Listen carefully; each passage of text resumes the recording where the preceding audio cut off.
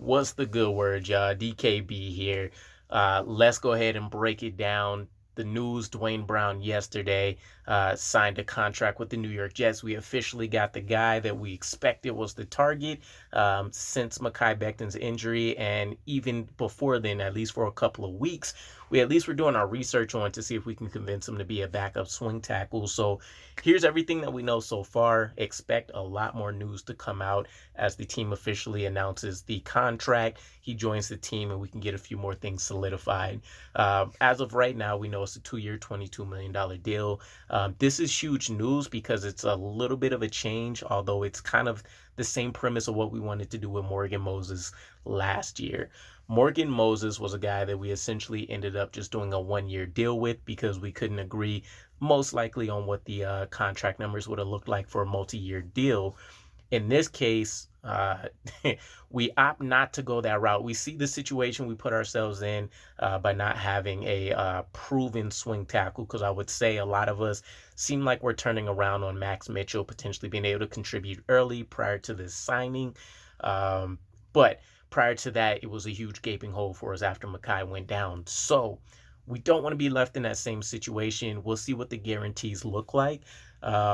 But he's going to be on the roster for not only this year, but he's also going to be able to push somebody for a position next year as well. And it's odd to think that if a George Fant contract doesn't go through, we could be taking a look at maybe Duane Brown and Mekhi Becton, or Mekhi Becton and Max Mitchell and Duane Brown.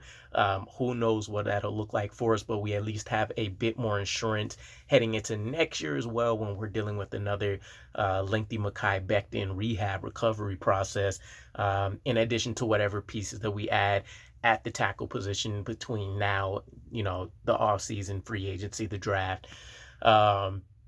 The big question mark that comes to mind as part of this is the offensive line lineup. Once again, we may potentially be changing things. The good news is we'll still have about a month or so in order for them to gel if we do make changes. Duane Brown, having only ever played left tackle, natural left tackle, literally has never played a single snap at right tackle. It only makes sense that you plug and play him at left tackle, much like the conversation with Laken Tomlinson went, whereas we know George Fant has experience on the right side. Statistically, grades, everything points to him being much better on the left, but you're literally dealing with a aging veteran, unknown experience. There's nothing to really base off other than the fact that he's a talented guy. He has all of this history behind him that he can rely on, but you've heard how hard it is to mirror and do the things that requires you to do when you switch from left side to right or right side to left. So I really get the feeling Duane Brown's going to be our left tackle. George Fant's going to be the right. This puts him in a precarious situation because, again, he has his contract coming up. We also know left tackles have generally been getting paid much more than left tackles, although the right tackles have been able to see a nice little bump and increase recently with players like Lane Johnson out there.